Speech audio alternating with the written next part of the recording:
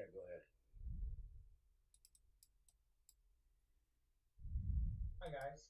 Hey, good day, everybody. Welcome back to our Working Together series live from the Netiv Zoom room in Houston, Texas. Rabbi Ingber just joined the class, so I think we'll just turn it over to the rabbi.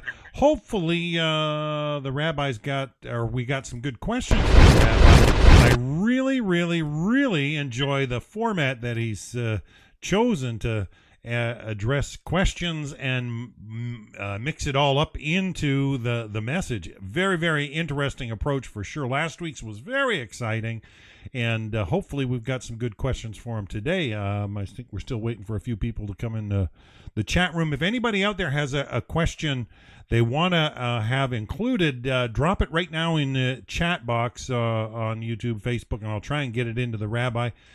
Rabbi, I tried to get, I even added that to the post when I advertised it, that they should have their question prepared. So hopefully we get some input. Great.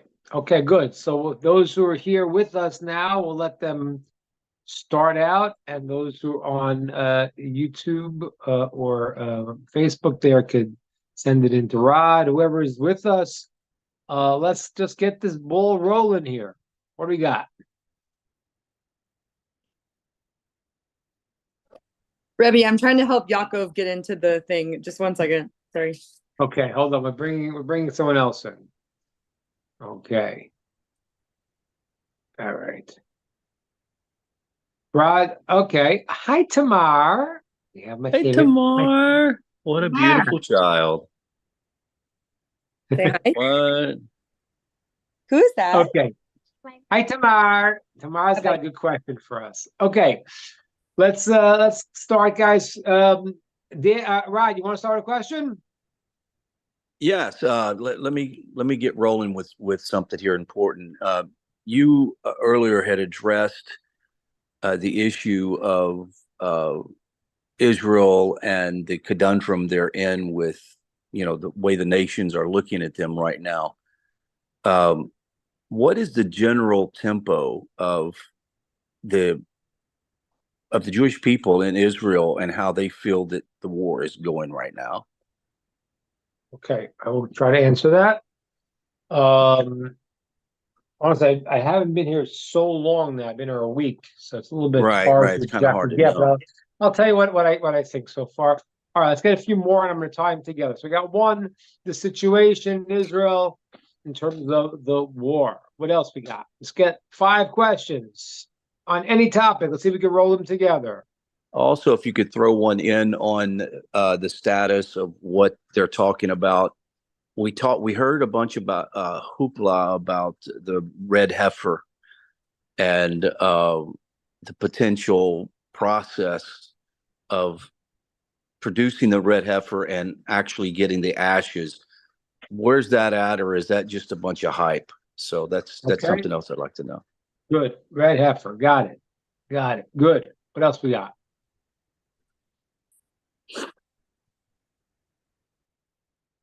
Okay. Who is someone else? Come on. Someone else. Another question. I got 2 so far from Rod. Nomi, got one? Which Yaakov you bringing into the conversation? Yaakov Rosen? Who you bringing into the chat? Yaakov Rosen.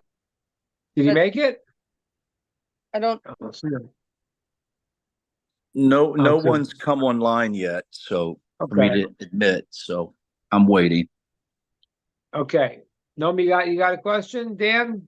Somebody?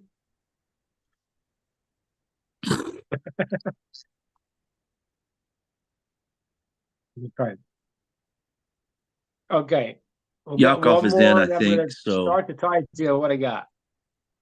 Okay, we got someone new there. Someone's coming in on audio. All right. Okay, there's Yaakov. Okay. Hello. Hey. Okay, so we're doing a format. We're taking the first 5 or 10 questions, and we're going to try to tie it together. So anyone else got a question? If not, I will just start to speak and answer what I have and build from there. We want to hear what you want to hear. That is the crucial rule. It is a very deep spiritual rule. It is a mistake in the minds of people. They say, It was a statement that the Eish Kodesh, it was Eish Kodesh. No, it was Eish Kodesh. I'm sorry. It was the Rebbe of Bunim, one of the great Hasidic masters. He asked the question to his students, where can God be found? He asked the question, where can Hashem be found? And after they were thinking and wondering and pondering and trying to answer, he said, wherever you will let him be in, wherever you will let him in. That is the answer. And people make a mistake. So therefore we think what? We think that if we go and we ask them, Hashem responds. It's not the way it is, actually. Once we already make ourselves a vessel, everything Hashem has given us already there. He's ready to give it to us. He's always giving. It just we don't have the, it's like a person's, if I'm putting money in your hand, you don't have a hand to get it, you don't have a wallet to accept it, you don't get it, you don't realize it. So the deeper meaning is, oh yeah, but get Cheyenne's here, great. So Cheyenne, you hear this thing I just said from Rav Bunim. When I say it again, so Cheyenne could hear what Rav Bunim said. Rav Bunim said, he asked the students, where can Hashem be found? And then he answered, wherever you let him in. And the answer is that it's a very, very deep concept. It means that wherever you make yourself open, then you will get it. It's not that you make yourself open and then God gives it to you. He's giving it to you, just not open to get it. So to say it's a principle. The principle means it always starts from the side of the receiver.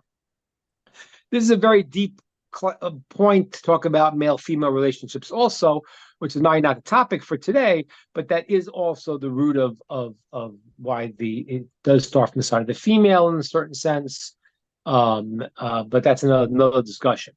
All right, so any other questions we got? I'm going to tie it together. Naomi. I had a quick question.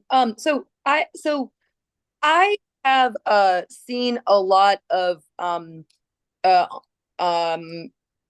like in social media, I've seen a lot of people that I know that are Jewish that have made a similar post, not like recently necessarily, just kind of like sporadically, where people will say something like, oh, just so you know, all of my, non-Jewish friends, I noticed that you never post anything about what's happening with Israel, and we know where you stand, and da-da-da. And I personally have never posted anything political ever on my social media pages ever. That's why you're very smart. But I wanted to know smart. What your opinion was about that, because like sometimes I wonder, because I do have some friends that they post something, it's not like super hardcore and controversial, I mean, from my view, and I think, oh, that's nice that they said that, that's nice. But then I was thinking, should I do that? Like, should I ever express how I feel or not? Because I lean towards no, and I never have, but I just wanted to know what your opinion was on that. Okay. All right, good. That's a variation. That's a different question. Should we be posting on social media what we our political opinions? Okay, I'll try to do that too. All right. Any other questions we have? All right. What All right. So together. Cheyenne, you have a question? You're silent. Okay.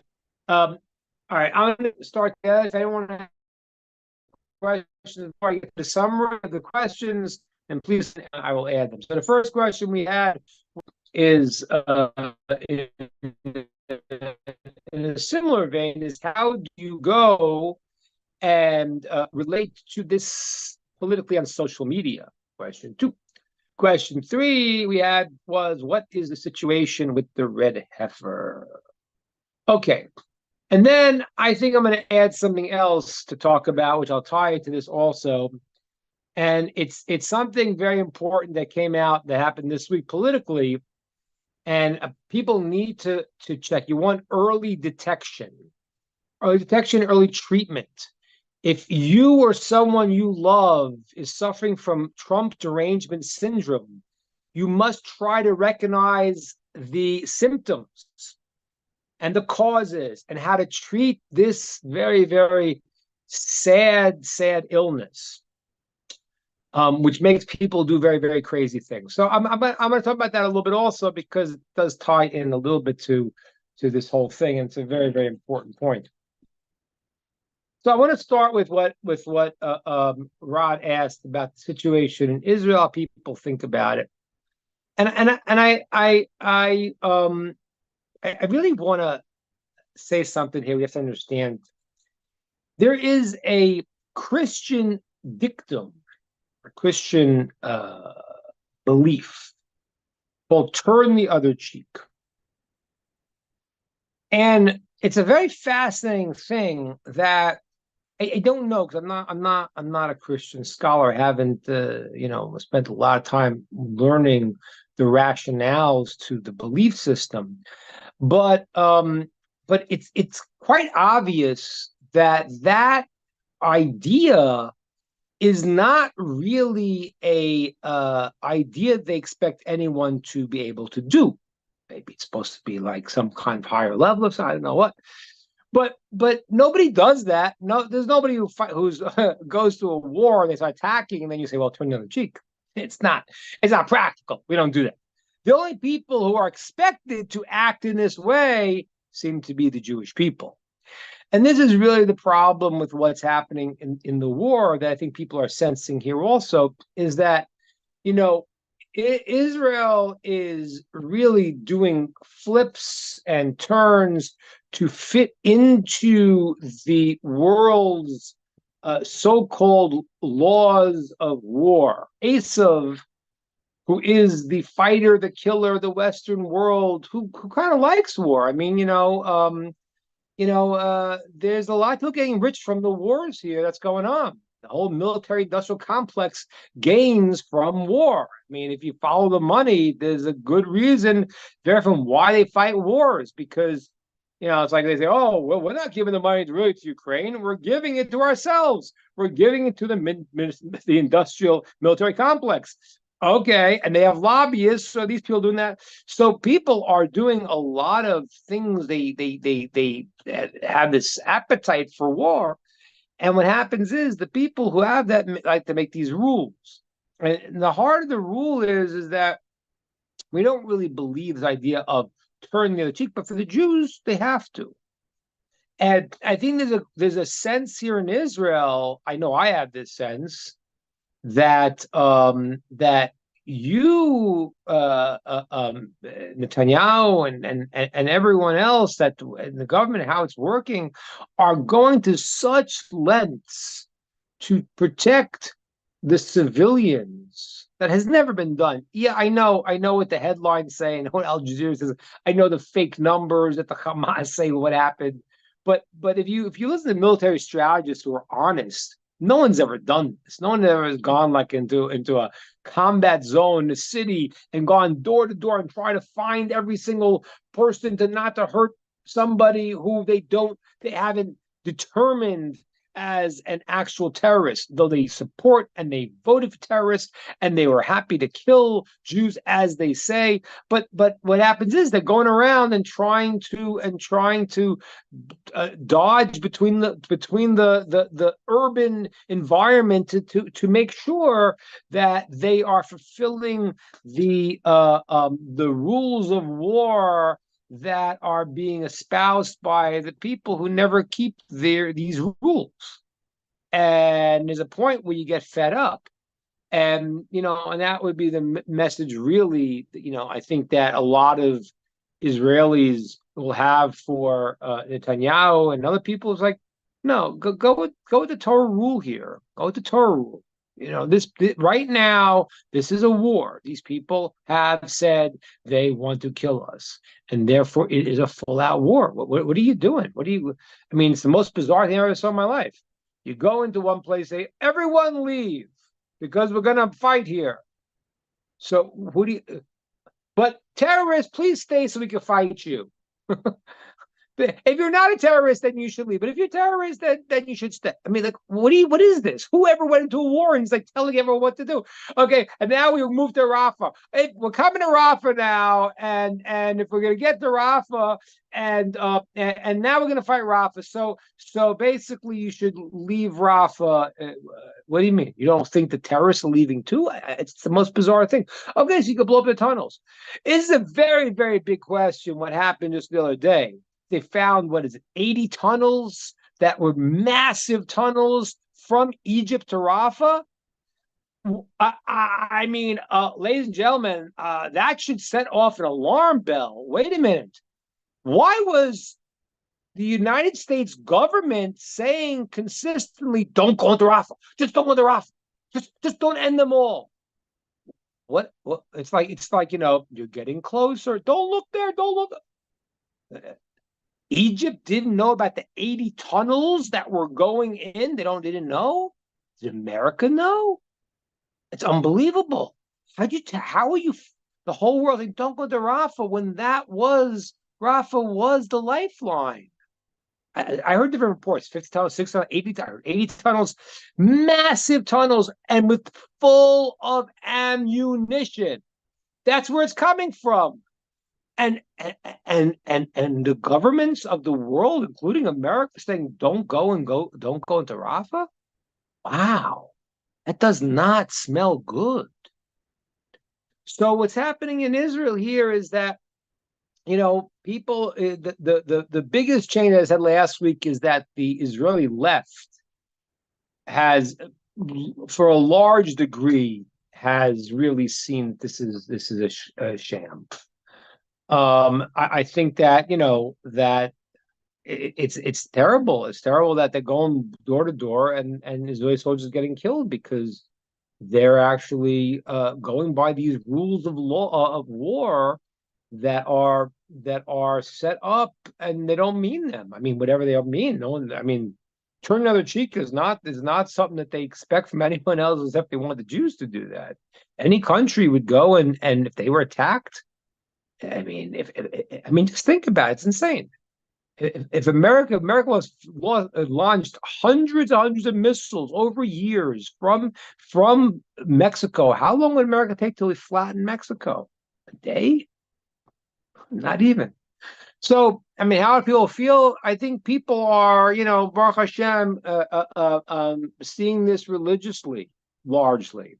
Everyone, but like people I see, because it's not a political thing. The political thing is a disaster, both in the sense of how the army itself is trying to. I mean, I understand they have political considerations, but it's like, yeah, you want to get America's support, this guy's support, but you know what? We didn't have anyone's support for thousands of years, other than Hashem. We don't need anyone else's support. I'm not telling you not to make whatever effort you make, but when your friends are telling you not to go into the place that it has the lifeline for the terrorists, and they're telling you not to do it, so so Netanyahu is basically going forward, and so I think that's good in people's eyes that he's going forward. He should do it faster though, but he's really trying to minimize to the degree where he's opened himself up to a lot of criticism. So that's the feeling. The feeling in Israel, I think, is largely turning into is largely a religious feeling in the sense that even the left-wing Israelis realize that we cannot make peace with these people. I mean, like, take them at their word. When they write in their charter, we want to kill you. That's what they write in their charter. Like, that's what it says, to destroy Israel. Like, I don't know what you don't get. The funny part is that America doesn't get it when they say, when the people are rioting in the even in America, in these campuses, they're already saying death to America, they were saying. So I don't know why America doesn't understand that that's what Iran's been saying, the little Israel is the little Satan, America's the big Satan. That's clear, Israel happens to be in their backyard, so that's what they want to focus on now. But anyway, so I think people are viewing this in a certain sense as in a religious context of understanding that the government is not going to be the solution, and the government is sort of doing it. They're fighting the war. Hopefully, they'll win this war, but it's at a cost that is very, very unnecessary and just costing more lives on both sides. The fact that they're going so roundabout. I think that's what's happening. I think that now I'll tie this into what Rod asked about the ashes of the red heifer, because again, religiously, it's very, very, very significant, very significant. The ashes of the red heifer. So what that does is that when that happens, when we find the seventh of the red heifers, because there's the first one that Moshe had, and there were certain ones that were done throughout history, but the last one that will be found will be the one before Mashiach comes. And when that happens, so that will allow a purification process in the land of Israel that will be a game changer. It'll spiritually allow people to understand things that cannot be understood before. When you try to, there's a whole story about the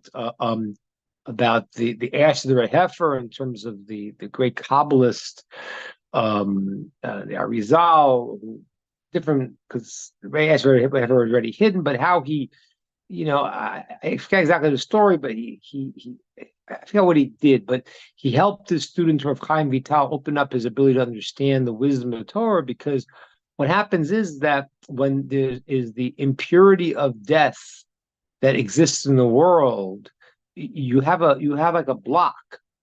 Like what I'm going to tell you now, this I have not seen any place, but it would make perfect sense to me. That people say you use like 5% of your brain, 4% of your brain, different numbers people throw out. I believe with the ashes of the red heifer, that would change that dramatically. Because from all of the context we talk about, when a person has a block, has certain various filters and impurity on them, they can't understand something. When they become spiritually pure, which is the same thing when people used to go into the temple. When they went into the holy temple, it said they came out, the simple is basically Shoeva. I don't know how to translate it in English, but the festival in the temple during Sukkot was called the rejoicing of the drawing of the water. They drew the water up, which they put on the altar.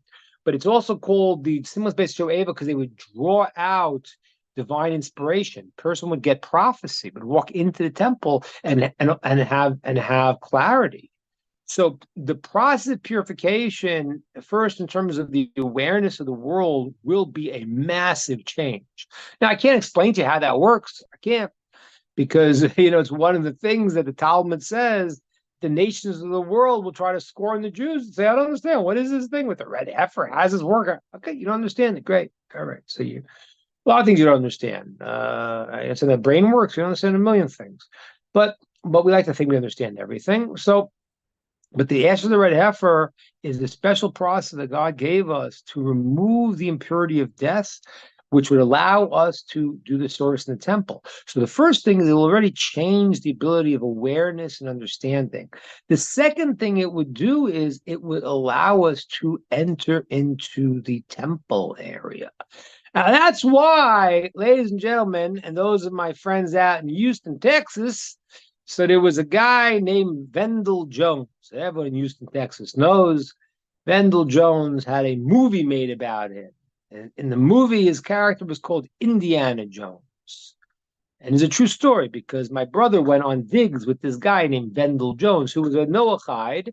His children, numerous of them are converted and live in Israel. Wendell Jones was a Noahide, and he was an archaeologist. And the character of that Harrison Ford played in the old Indiana Jones movies was based on Wendell Jones. My brother heard him say that once. He was bald, and he said, "Harrison Ford and I, look much alike, except I part my hair in the middle." That was what he used to say. So Wendell Jones. I remember I was teaching in a yeshiva at the time. I had a friend who was a light. He was a light man. He said bring lights. He was a lighting person, and he once walked into the basement, into the house we were learning, with a bag of 2,000-year-old incense offering they had found on a dig. Is that crazy? Because if you look in the temple, the incense offering had 11 spices. They had sent this off to NASA, and they found that it was the 11 spices exactly of the incense offering, and it was dated thousands of years old. He walked in, he found this with Vendel Jones, a bag of incense offering. Now, this is very fascinating. I don't know. This is now hearsay, but apparently in one of the movies they had something. He found a copper a map or something. Apparently there was some truth to this.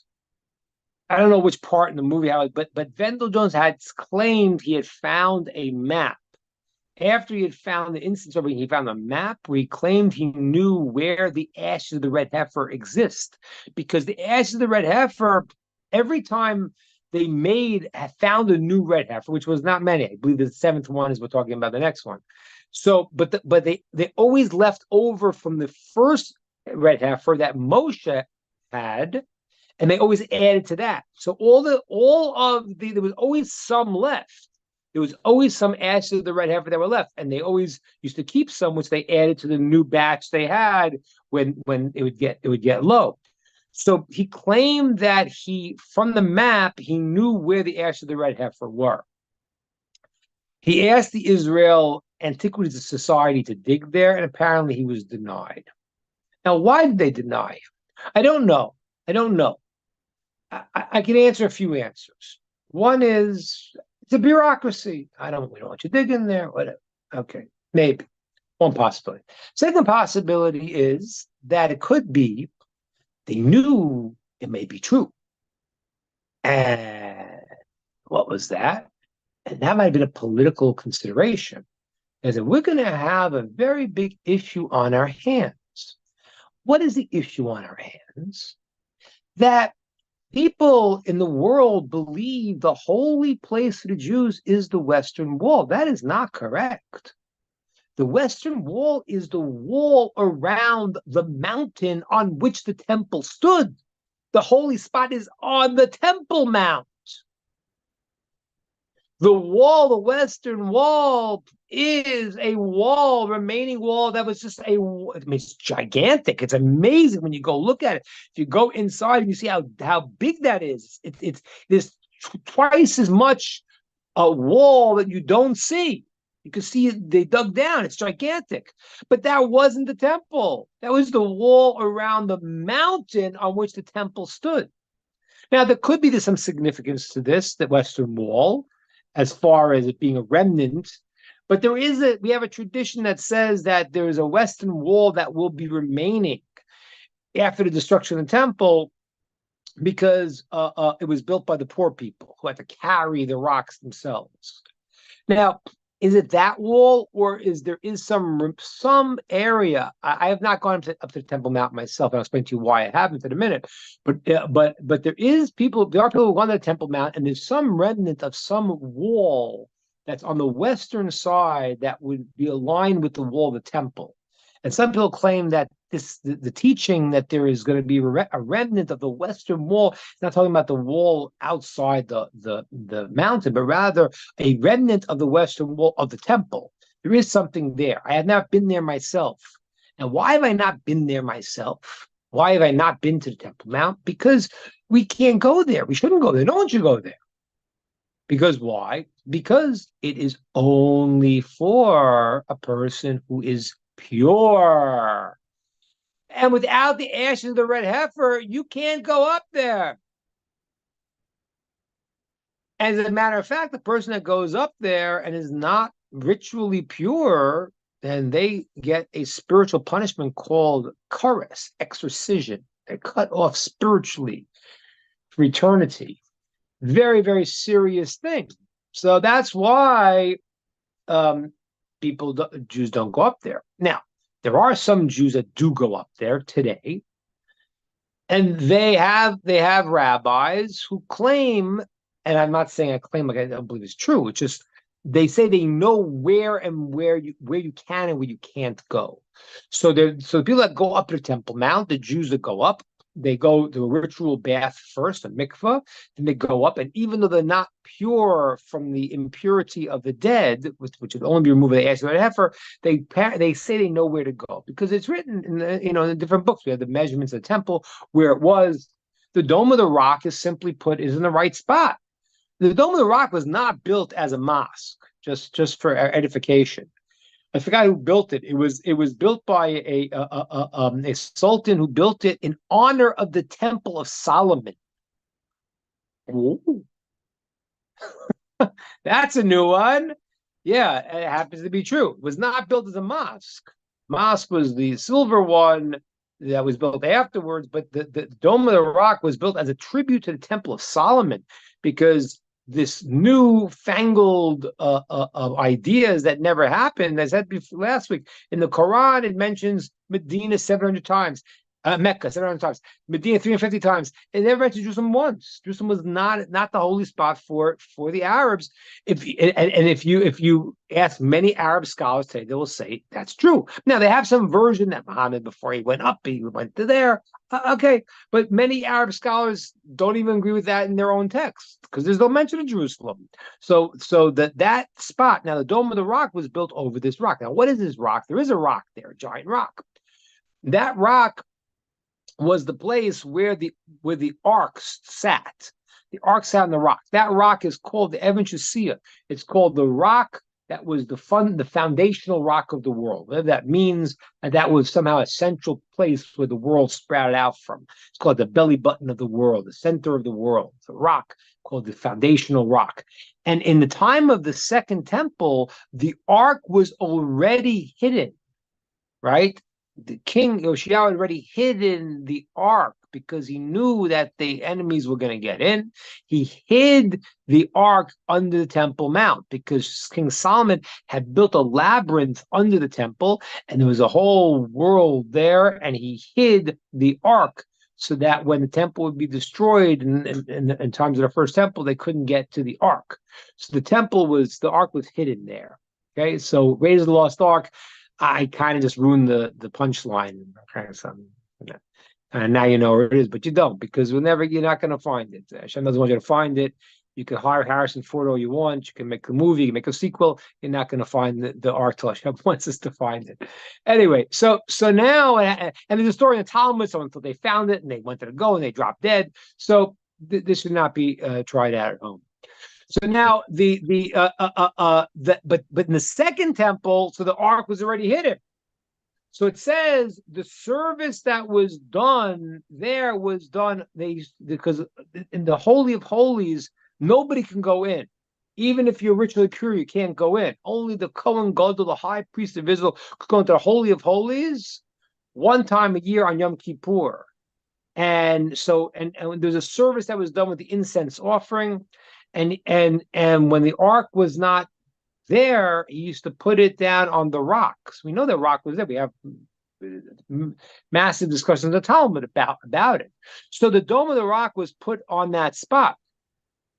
So so the Temple Mount is the central spot. The Western Wall, if it has some traditional idea of an important wall, but by the poor people, it's very nice. But that is not that's the outer wall of the mountain where the temple stood. That's not it. So what would happen is that if the Jewish people had access to the ash of the red heifer, which Vendel Jones claims he knew where it was, or they find a new red heifer, which we have a few that are possibly without blemish so far. God willing that we will get a successful one. Once we have ash of the red heifer, then that will change the ability to understand Torah and understand science and understand the world and understand everything much, much more deeply. It'll bring a certain purity to the world and change the mindset, because people are stuck in their impurity. Let me explain this to you, because it sounds wild. What's impurity? It's not impurity. I just give you an example, because Nomi mentioned before, like Facebook. I know we're on Facebook now, but sometimes you watch a movie, and again, I don't know, everyone has their level. If you watch a movie and it's like, you feel gross sometimes. It's like, you hear people talking bad things, and it affects you. And as you get more spiritually sensitive, it bothers you. I remember the point where, I grew up in New York, like that. And I remember living in Israel, and I never heard a person curse. I went into a gym one time, and I heard it, I was like, get me out of here. I just, so you develop sensitivity, but as you go into negativity, you get stuck in it more. And that's a little bit an analogy to what impurity is. When a person gets stuck, and they get stuck in it. So what happens is, if the ash of the red heifer were to be found, the original one that Moshe did, or a red heifer now would be found that did not have two black hairs, and we could make the ash of the red heifer, then there would be a purity on the people that would enlighten and inspire and awaken them. And it would create a political upheaval. Because then we can go up to the Temple Mount. We couldn't go to the Holy of Holies. We could go to the Temple Mount. Right now, it's where can you go? How can you go? Up as you can go. Now you have to understand this. This is one of the most bizarre political things. But it's the same thing in Gaza right now. Maybe I have I had a question. Yeah.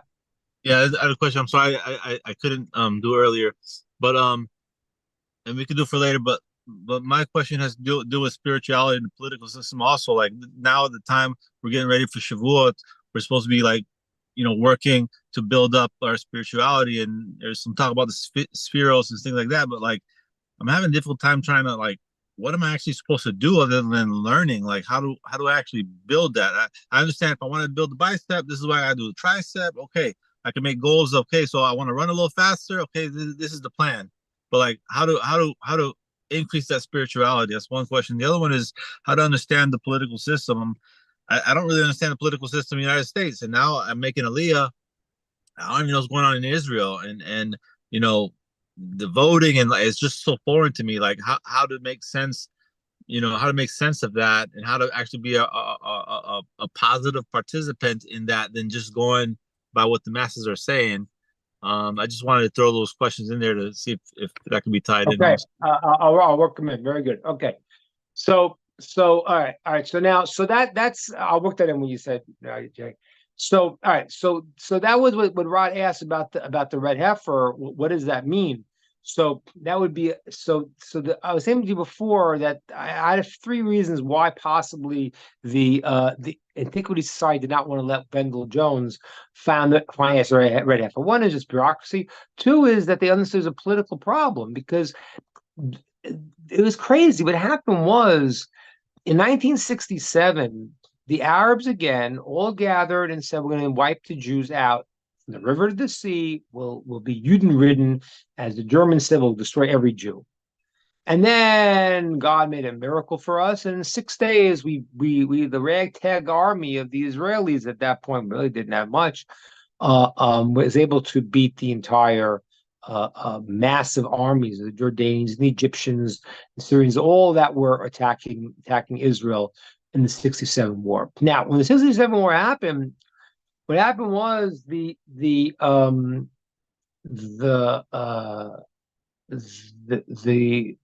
Jordanians, because there was no such thing as Palestinians. There never was. There still isn't. They started running away. They started fleeing. They started going to Jordan. And Moshe Dayan really was the general that, no, come, we'll live together in peace, this and that. We had conquered the Temple Mount. It was ours. And for some strange, inexplicable reason, Moshe Dayan decided to give it to the Jordanians to be in charge of it. It's still inexplicable. Why this was totally conquered by the Jews. It was the holy site for the Jews. Why would this secular general give this over and give it to the Waqf, who takes care of it now? It's bizarre. It's very, very bizarre. And this is the third reason why I think they didn't let Wendell Jones dig. Because, and this is to answer your question a little bit, Shay, because what happens is that the politics is an external expression of the internal. So bad people, or people have negative views, end up espousing things that create negative realities. So what happened was that the world was not ready for us yet to have the Temple Mount when we're pure. There is a point when God is going to make that we find the ash of the red heifer, and we're going to go up to the Temple Mount, build a base of Mikdash. How it'll happen, I don't know. Maybe the Iranians will try to drop a bomb and they'll hit the mosque. I don't know if that's going to happen, but I know that's the holy site. Not only that, the Medrash is very interesting midrash. It says that it's very amazing Medrash. The Medrash says years ago, it is prophesied in the Medrash that says that in the future the Arabs will put their holy place on our a holy place on their holy place on our holy place. And why? Because there's a relationship between God and the Jewish people that they want to get in on. They want to intercede. And that really is always the issue that we have. As I call on my Arab brethren to unite and to embrace what Yishmael, started to do and realize that Yitzchak was the son of Abraham, and he had his role, and Yishmael then embraced his role and did not try to take the place of Isaac, which he tried to before. The Temple Mount belongs to the Jewish people, as some imams acknowledge that. Fine, you want to be in Mecca, be in Mecca. This is the place for the Jewish people. This is not where you belong. And to this day, there's a law that if you move your lips on the Temple Mount, you can get arrested. I have a son who got arrested for that. He said the Shema on the Temple Mount. He got arrested for that. I mean, it's unbelievable. It's the most insane thing I ever heard. You control the country, and you give the power to them, and they have a rule that a Jew can't move. An Arab could go to the Western Wall and pray. We don't arrest them, say, hey, you're an Arab, you can't come. We don't do that. The temple is called a house for all people, right? It's based tefillah. It's a house tefillah l'chol ha'amim. It's called a house of prayer for all people. And we who control, we don't. So the answer is we're not, Hashem, the spiritual time will be worthy and we'll get it. And it's coming soon. It's coming soon. So that answers some of the questions we had earlier. The question about the red heifer, what is it? Very important. How people Israel relating, they're starting to wake up, starting to see, starting to understand. And the left wing is realizing this is our land, and we have to acknowledge that. Now, as far as what Naomi asked him before about posting things, so again, everyone could do what they want to do with this. I just don't like arguing with people that you can't argue with. It's like, I don't know, has anyone ever been convinced for anything that anyone's ever said on Facebook? It's literally a platform that just allows closed-mindedness. I had never seen it. So, like, I got no point in going and saying this and saying that when I'm just, people are just gonna. It's a waste of breath. Now, those who want to do it and those who feel that they need to, I'm not saying it's wrong, because someone's got to do something. I mean, I don't know what America is going to do right now with what's happened with Trump. I mean, it's unbelievable. I'm not going to have time to go into my Trump derangement syndrome class, which I wanted to go through. But again, if you know someone that is demonstrating signs of this, they need to seek immediate medical help. It's really insane. It's really insane. And people have to unite about this because, I mean, what just happened in America? I mean, damn, we're turning into Canada here.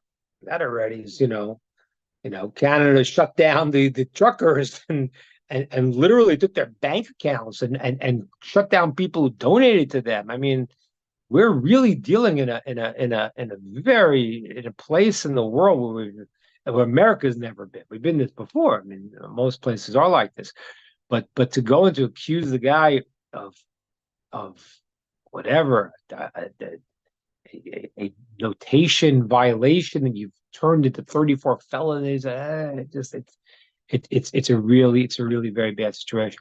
So now Chaim Yaakov's asking me, and this is where we come back to bring this home. How do you go? Chaim Yaakov's asking, Jay's asking, says, how do you grow now during this time? And two parts of this question. One was, how do you understand politically how to function? I said to you before, The political thing is an external expression. You're not going to America. If the people of America get their act together, they'll get a president that could lead them in a positive way. The president is the leader is the sum total of the people. Okay, is the sum total of the people. And I said it before. I hate to say it because it's an embarrassment to the office, but Americans right now don't really have what's called das, have really no mind. They don't know if men are women, women are men. They still the most obvious things that were obvious to everyone 4 years ago.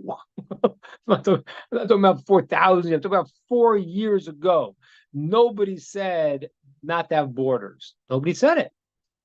Obama didn't say. No one said it. To say that men and women, no one said that. And now, if you don't believe that, then you are a terrible person. So what's happened is that the most fundamental aspect of understanding is gone. So the president, I hate to say it, if you have no mind, people are on the mind, they get a president who, unfortunately, his mind does not work well. So what happens is that you need to make your efforts, and everyone needs to make their efforts. Especially our Noachide friends here really, really need to go and to make serious efforts to make sure to stand and be counted here, because what they're doing is very, very bad, and people need to stand up and do what they have to do. But we have to also realize that the root of this is a spiritual issue. So where do we come out? Where do we come out? Make our efforts, true. But the root of this whole thing is if the people are espousing and believing insanities, then their representatives are those people by definition. Whether you're a democracy or not a democracy, tell you that you end up getting, because that becomes the leader of your people. That's why the truth is the whole Donald Trump thing is very amazing. I don't really have time to get into it now. I'm going to hold back. I'll do it next. I want to do next week the Trump syndrome here. But there really is a very, very deep part about understanding this, because he does represent an old America. What America was. He really does. People don't know this, but Obama, in one of his books, it was Obama. He gave Trump as an example of the American dream. So like, and the dream has got a lot of problems with it. Don't get me wrong, but he is representing something that was what America was when he says "Make America Great Again," because he does represent what the vision of America was, maybe a number of years ago. But how do you grow spiritually right now? That's a very hard question. It's a very hard question. It's an impossible question for me to answer on the spot here in a group forum, because it's a very individual question. But the first thing to do is to daven, to pray to Hashem to open your heart. That's the first thing to do. Because if you daven to Hashem, you say, I want to grow, I want to become closer, I want to do the right thing, and you really, really open up and you ask that, you will all of a sudden start to see things that unfold in your life that allow you to take that right path. So the first thing is to daven, to pray for the ability to grow spiritually. Okay. Now, what Chaim J asked about during this period of time from Passover to Shavuot, called the Omer. So what happens is there is different systems to work on different traits. That's what those people count, the 7 different traits of the week, right? So let's say, for example, we're in the week of Netzach. So Netzach is a certain trait. I can't do this right now but you work on certain traits. That's one of the things to do. It's why also there's a custom to learn the ethics of our fathers, Pirkei Avos, during the seven weeks. So a person needs to grow spiritually. How do you do it? Well, first thing I say is to pray for the enlightenment how to do it. Then is to think about what areas you need to work on more and start to go and to do. Okay? So adding to your learning time is great. to do actions, to do actions. I will give you, Chaim Yaakov, I'll give you right now. You can Google this. This is maybe one of the greatest modern concise formula for spiritual growth. You can Google it. So Rabbi Avigdor Miller's 10 Steps to Greatness, I think he calls it. 10 simple things to do. Fascinating. But that's what the was. So I can't give you a specific one there. That I can tell you that's very good what he does, because he really focuses on small, concentrated things there. Okay, so I'll give you an example. I'll give you 2 examples from his thing, and maybe everyone could do these 2 exercises this week. Okay, all right. So one exercise is to look at something and to every day and to appreciate it. I think he gives the example about clothing. He had a whole thing about buttons, how buttons you can close them, and now you could function. Take one thing every day that you could be thankful for, a small thing, and focus on and appreciate it. Okay, that's one thing he said. Second example he has is every day take one person, look at this person, and just think for a minute they are made in the image of God. They have a divine aspect to them. And it's fascinating thing. Start looking at people, start seeing them differently. So he's got 10 different things there, small things. So I can't give the specific answer what people can grow, because it's very individual. Torah and mitzvot, learning Torah and doing mitzvot. That's the process. But what specifically individual needs, that we need an individual session with to know what we need to work on. But Avigdor Miller's 10 Steps is a good thing that everyone could do, because it's very, very focused and it gives you a process. But talk to Hashem, ask him to guide you, and you'll all of a sudden find things that you could work on to build your Torah and mitzvahs. So in summation of our session today, what we have a world that is really a hypocritical world, that the people who commit horrors throughout the world, no one cares, no one thinks about, and they're telling the Jews that what you're doing is wrong. It's just, and people are seeing through it.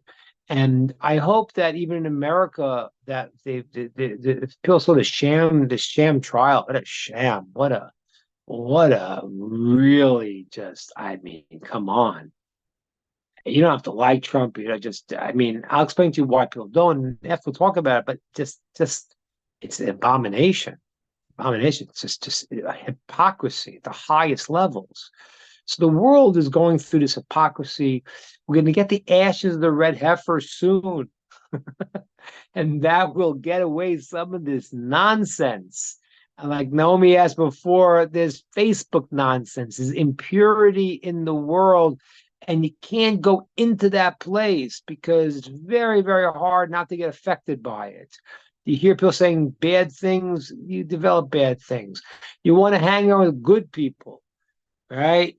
You know, Chaim Yaakov, you come to Israel, you'll come here, you'll sit here in a holy place, you'll learn Torah. You're not going to be sitting around people who have insanities on their head, who are full of impurities. You can't. There's a time to try to help people to go into it a little bit, but you got to know if you could do it. It's a dangerous thing. Dangerous thing. That's why when I came to America. It was that was a dangerous thing. But living in the Holy Land, all with people, holy people, and you're walking into a hotbed of insanity. So surround yourself with better people. Okay? People on this chat, people on this call, people that are watching this are people that want to make the world a better place. And although I speak about some unfortunate, difficult things, but we want everyone to get it together. It's the plus of verse says Hashem does not. He does not want the death of the dead ones, the bad people. He wants them to return and to live. Hashem wants everybody to get their act together. This is not a favoritism business. We want everyone to get it together. We want to pray for the whole world to have enlightenment, understand. And if they don't, full understanding, don't go into the swamps of lies, and that's where the world is. And so we pray and we daven that the clarity will come to people, as Rod asked before. When God wants us to find the answer to the heifer, we're going to find it. But you can't. I had a student. I think two people in this chat were at the meeting we had on Yom Ha'atzmaut in my house.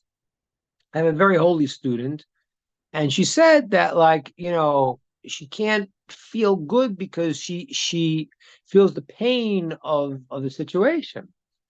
And I was thinking, but on Shabbos, for example, you're supposed to look at the world that became to completion. So what does that mean? Every Shabbat is supposed to look at, the world's complete. Because you have to remember something. There's a struggle, and then there's a clarity. And there's a new struggle, and there's a clarity. And a new struggle, and clarity. So struggle always precedes the point of clarity. And that means that in life, what we have to do is we have to understand that there is a struggle, but there's going to be a point of we're going to have awareness. But then there's going to be another struggle again. The ultimate redemption, it says there's two ways that it happens. One is we merit it, and it happens. And one, Hashem has the time where it's going to happen. And what we have to do is we have to do our job. Our job is to try to be amongst the ones who want good. Shalu Shalom Yerushalayim.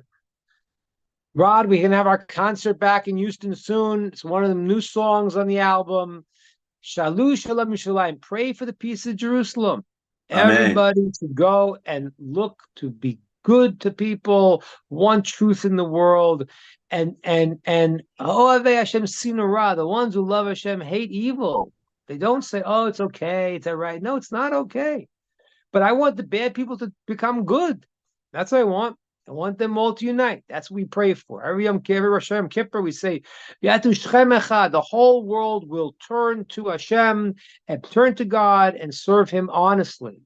And we got to remove a lot of the lies and the illusions that are blinding us right now, and they are just getting heavier and heavier. Just an upside down world, where the villain is the righteous one, and the righteous one is the villain. It's unbelievable. It's unbelievable. And thank Hashem that that's not your lot. If you understand what I'm saying, say to God, thank you for not letting me become one of those people that are so upside down. And then you can pray for the people that are upside down to get themselves together. Will you win? I prove it to them on Facebook, Naomi? I doubt it. You feel you have to say something, you can, but it's a place that does not allow people to think. It's just it's a venting format. That's why I usually don't do it. Those who want, I'm not saying it's wrong. It's because some people like to fight, and it's a good, but it's not for me, because I don't want to waste my time talking to people that are not going to listen. Okay. All right, any other points before we sign off today?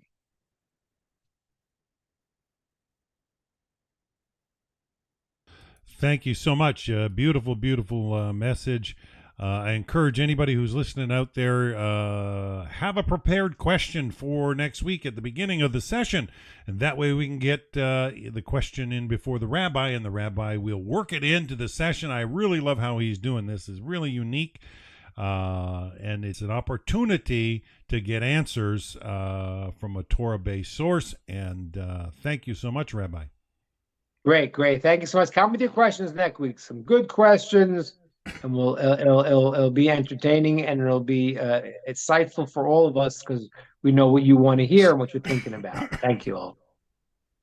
Thank you, Rabbi. Okay, on that note, I think... I'm sorry. I missed the question before. I think I had a question from Cheyenne. She's not getting internet. Hold on.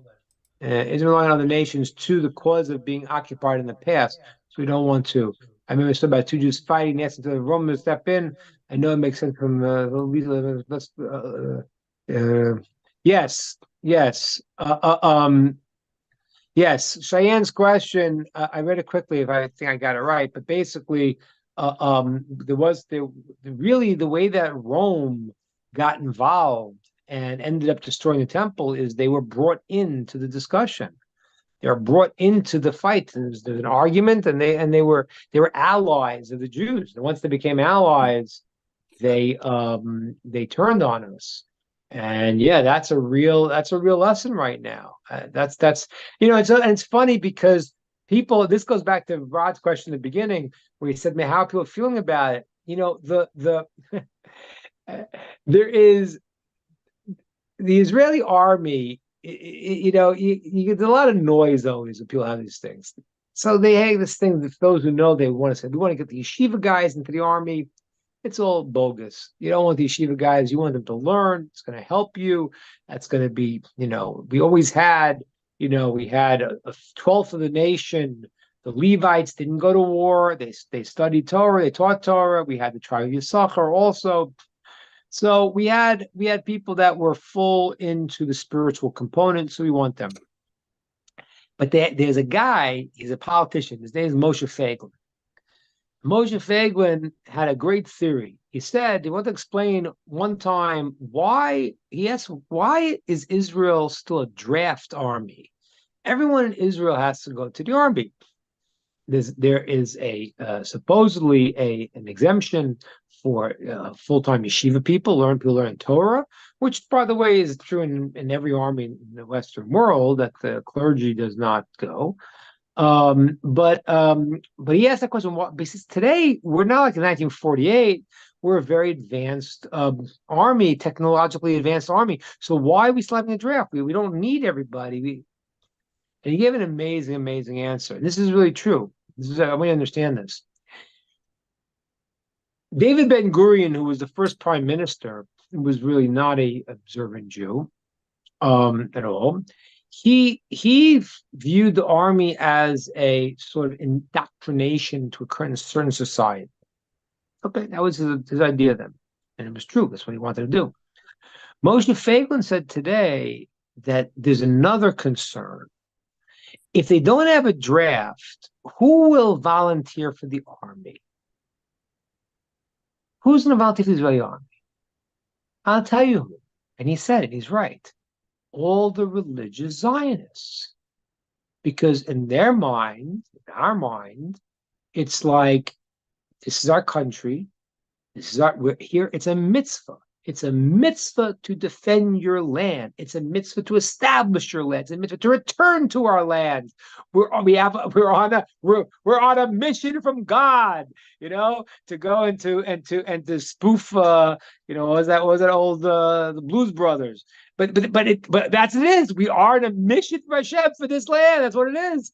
So the people that would volunteer would be all religious people. And that would tilt the balance of power here. And that's why he says they don't want to do that. That's an amazing concept. Because what happens is that right now people think, like Chuck Schumer thinks, oh, Netanyahu is a right winger. He's not a right winger. I said last week, he's center left, kind of.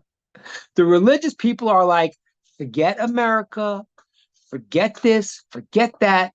Hashem is with us. Do what you got to do.